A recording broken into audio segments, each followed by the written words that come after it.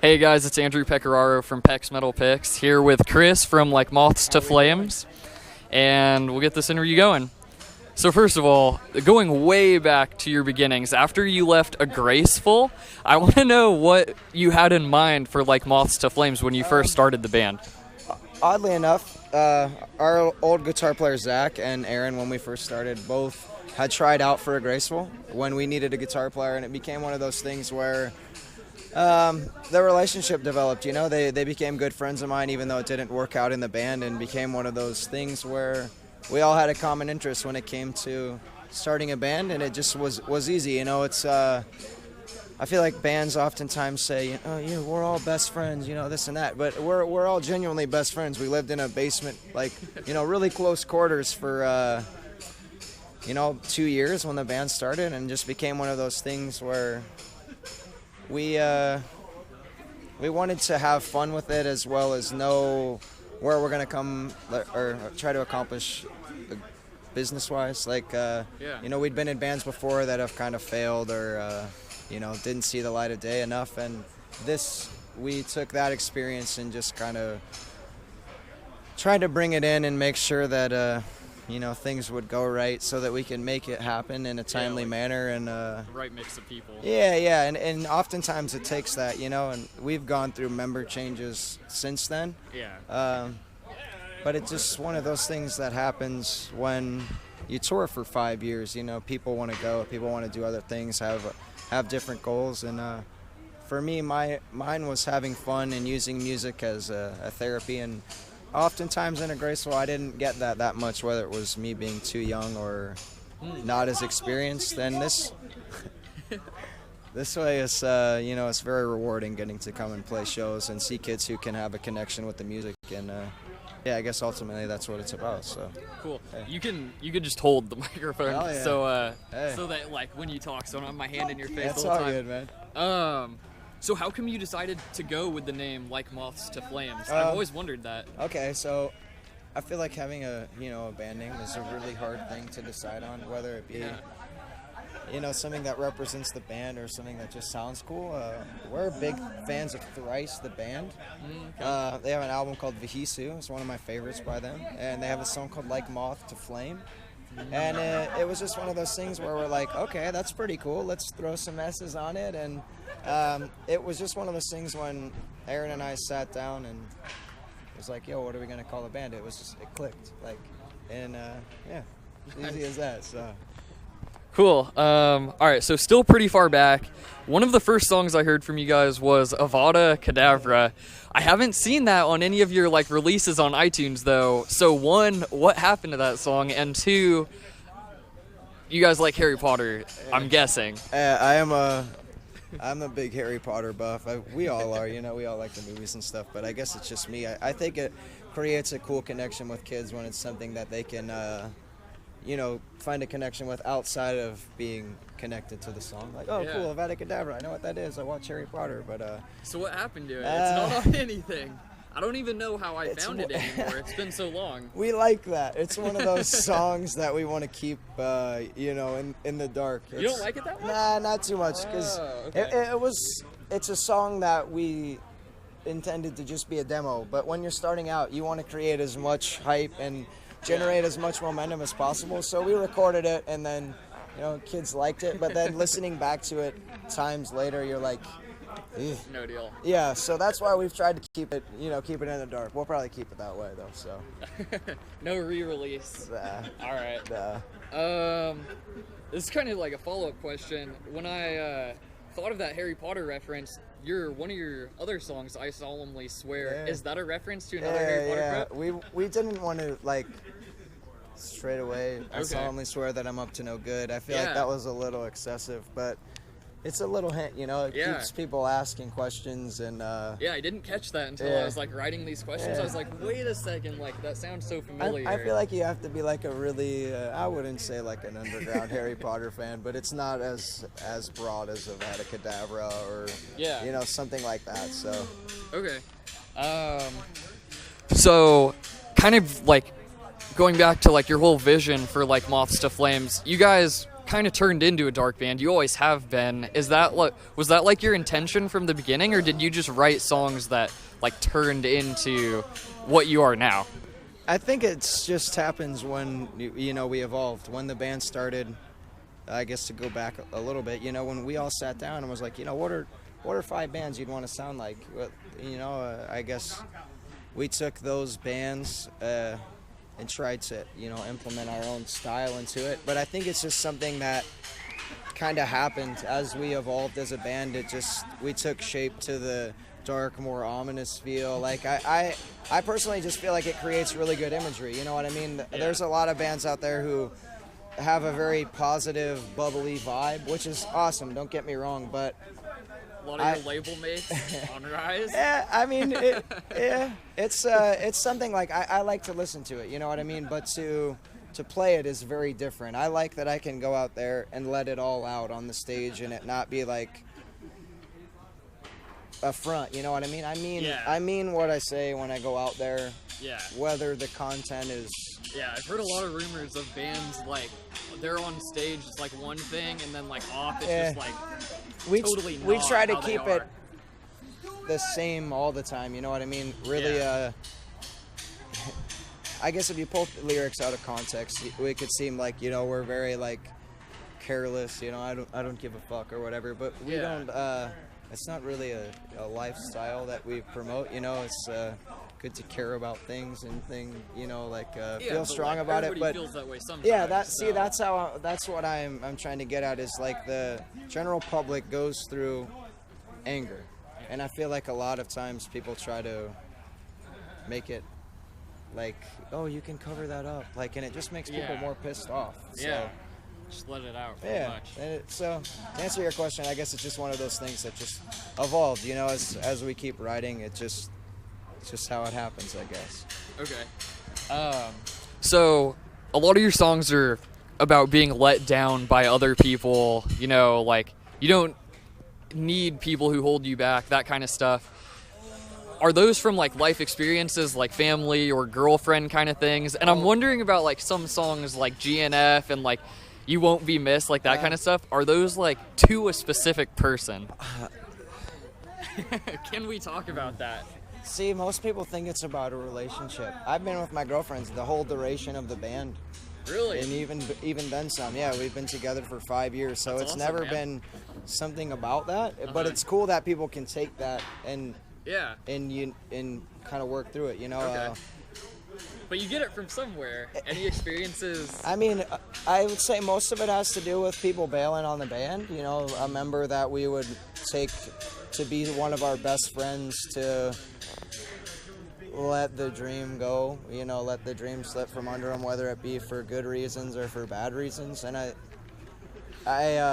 can definitely understand where people could get the relationship aspect of it. But a lot of it from me stems from, growing up and having, somewhat of a broken home, I guess, and just being pretty angsty about it as a teenager and not really knowing how to deal with it. And now this is just my way of, I guess, trying to relate with the younger generation with my experiences, I guess. Yeah. So, cool. Yeah. Okay. So this next one might be a little past the line. It's up to you if you want to answer it or not. A lot of your songs seem to indirectly reference religion and that kind of stuff. So I kind of figured I'd just like directly ask you what you think about it and what your stance is. Is that okay? I don't care. It's most times what bums me out about the question is how people bring it up.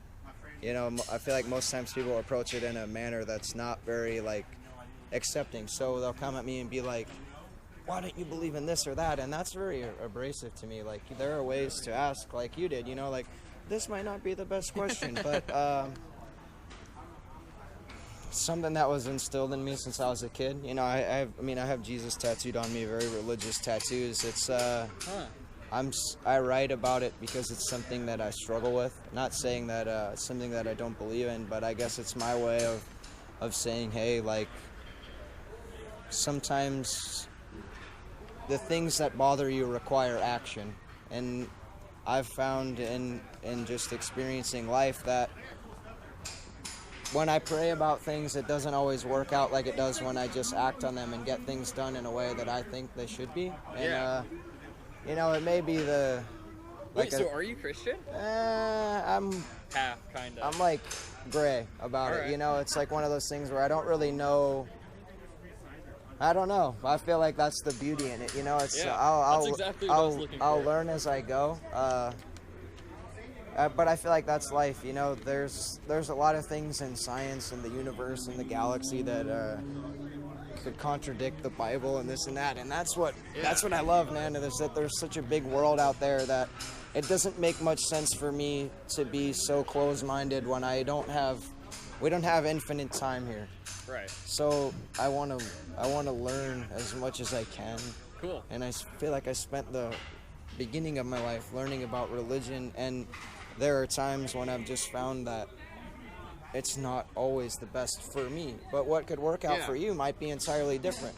And I'm not saying that you shouldn't have faith or hope in something. I feel like that's what keeps the world in line. Yeah. But for me, I'm just learning, you know. I feel like that's what it's about. I'm too young to like, I feel like classify myself. No, that's exactly what I was looking for, and that's actually your answer was way more on the like believing side than I thought.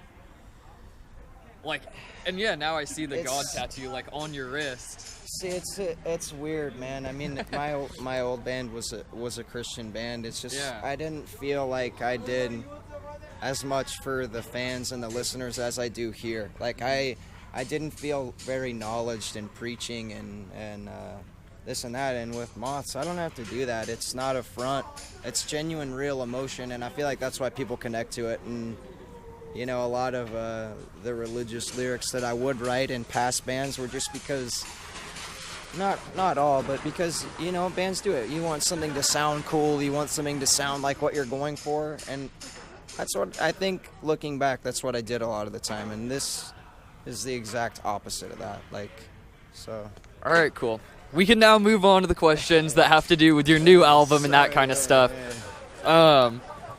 So it seems like a lot of metalcore bands these days are getting softer with each release, but you guys are actually kind of getting heavier or at least staying the same, which is like pretty incredible to me, especially being on Rise. Like, not to talk bad about Rise, but like we already touched on this. How do you keep it heavy and not go like mainstream and like, you know what I mean? How do you do this? I think people honestly have like a twisted perception on Rise. They've been a label that's been more than supportive of what we want to do from the beginning. You know, I see it so much, man. People are like, Rise changed you guys, and I'm like... Well, I know Landon, the plot, like, they just left Rise, and they said at the end, if our sound changes, it's not going to be because of Rise, because we're not even signed to them anymore. But for us, it's never been like that. They've never been like, yo, do this music-wise. They'll be like, we want this single to roll out, or we like the way that this sounds, but it's never like, do this with your band, you know what I mean? Like, yeah, I think they get a bad rap too. I didn't mean to like no, feed into that. It's okay. I guess I just wanted to put a nail in the coffin with it. You know what I mean? I feel like I see that on everything, whether it be all the YouTube comments. Man. Yeah, whether it be, you know, a Amorosa video or a Miss May I video. Kids say the same thing, and it's not. It is like 100% the most invalid thing I feel like that you could possibly do. But for us, I guess, to get back to your question, we like playing aggressive, heavy music. I feel like kids aren't as naive as they used to be. So when they see a band going lighter, I feel like to them sometimes they lose the connection because they're seeing that the band is shifting in a way that doesn't feel oftentimes genuine to me. Like, I feel like they're doing it because you want your band to be as big as possible. Bring me the horizon. What? They're a very good exception. I feel like they set the tone. I feel like, no, that's good. But I mean, I feel like even with bands like Of Mice, that's a band that I grew to be a fan of because of the way they developed. I feel like it's something that all that bands like that getting big does for bands like us is open the doors for people who don't necessarily like heavy music that can be like, okay, I can understand it. Yeah. And I think it's a good help. But for us, we're gonna stick to heavy, aggressive, fucking in your face songs that you can come out and scream along to and have fun with. So. All right. Yeah. That's good. We're not gonna have like a fifth metalcore band try to be 3 Days Grace over here. We're good. The new album provides, I feel like, just as much of the first and second, if not more, than we've ever tried to. I feel like it's like Moths 2.0. I feel like every band comes out saying that. It's our band times 2, but it's really like Moths on steroids. Like, all right, that's a perfect segue. I was going to ask what fans should expect. So I think that fans who like the first album will be pleasantly surprised, and fans who like the second will be as well. There's just not as much of the on the second album. Here, sorry. Take it. We did too much. Tried too many weird songs. Too many I feel like we experimented a little too much, and it went over some of our fans' heads. Okay, so maybe fans will appreciate this because it's almost going back to the roots, like a little bit. Yeah, I wouldn't say it's less experimental in how our writing is. The guitar work is a lot more intricate, whereas it used to be the back of they used to sit back and give me a little bit more free range vocally, and this time the riffs, some of it was hard for me to write to because the patterns were different and it was more intricate, and I think it's a combination of both albums, honestly. I think it's going to give the Like Moths listener everything that they want to hear. It's 10 songs that are very to the point. So 10? Yeah, 10. So we wanted to give it short. Has that been released yet? Like the set or the album name list or whatever? It's like in the process, It's like the. I haven't seen a release date either. It's no deal. No, it's like I said, it's one of those things where we're just working on like finalizing everything up. What about like 2015? I'm hoping. Hopefully. I'm hoping. Okay. But so like late 2015. Yeah, we're hoping for fall. Like there's things being set in motion right now that would give me some indication that it would be fall. Okay. Or early winter. Okay. Any guest vocals? No. See, we did 2 on the last album, and it was awesome. We got to showcase some friends, and it was cool. But like I said, it was one of those things where I feel like it was just a bit too much. Okay. And we did 10 songs, all Like Moths, all me on vocals, and yeah, it was also just one of the time frames when there weren't many bands that we wanted to have that just didn't have the time, and we understand it's hard to get a lot of buddies on board, and so yeah, it's just simple for us. So like you said, to the roots. So it's lyrics. It's gonna be heavy and dark, right? It's a lot darker. I'd say even darker. It's in a different way, in a more real way. Nice. I don't know really how that's possible with some of the stuff that I write about, but I feel like it gives people just a little more insight on why I am the way I am, and there's not as much inward reflection like there was on the second album. It's a lot more like just trying to reach the listener and let them know that we kind of understand where they're coming from, kind of get back to what we talked about earlier in the interview, and just letting the fan know that we can relate, but in a way that's like our band. So. Okay. So kind of winding up down here, I have to ask you, have you seen the Vine of the Asian guy screaming? Of the Asian guy screaming? Yeah. What do you think about that? I think it's cool. I'm pretty stoked that it got so much publicity. I think it's funny to see the comment chains and see what people think of it, but it's pretty badass, man. Yeah, like I don't want to draw any conclusions, but unless I got this wrong, like you have 2 songs from your album out right now, right? Yeah. Well, we put out like a small EP called The Dream Is Dead, which is what the tour this month has been based around, but it was our way of giving something to the fans because we hadn't put out an album since 2013, so it'd been a while.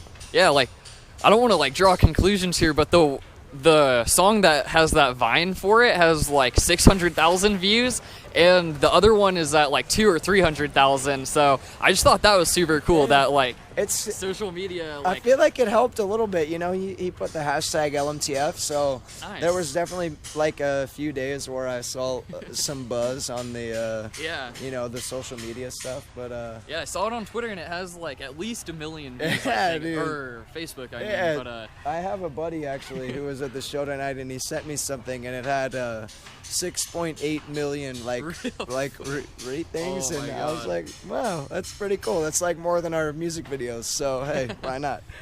if he came to a show, would you He'd be get up him? there. Yeah. Up there. I'd be more than happy, dude. Yeah. That'd be pretty funny. All right, that's pretty much all the questions I have. Do you just have anything you want to say about the new album, what you guys are doing with the rest of the year, any future plans, or just anything to the fans?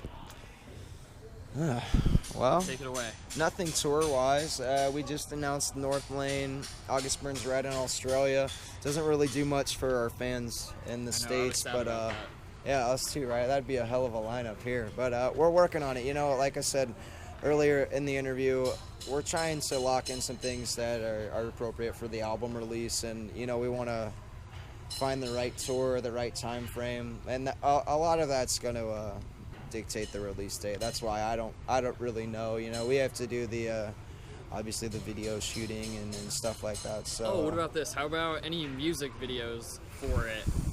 not yet. Not shooting them yet? I would love to do a video for Bury Your Pain, one of the songs from the EP, but I think it's like a little bit too late in the picture. You know, it would have been something we needed to do when the song dropped. But I think we're looking to do a couple videos for the new album. We're just figuring out the songs. Yeah, and, that'd be pretty hype. Yeah, we're hoping. Last album we only got one video, so we're hoping for a couple this time around. So.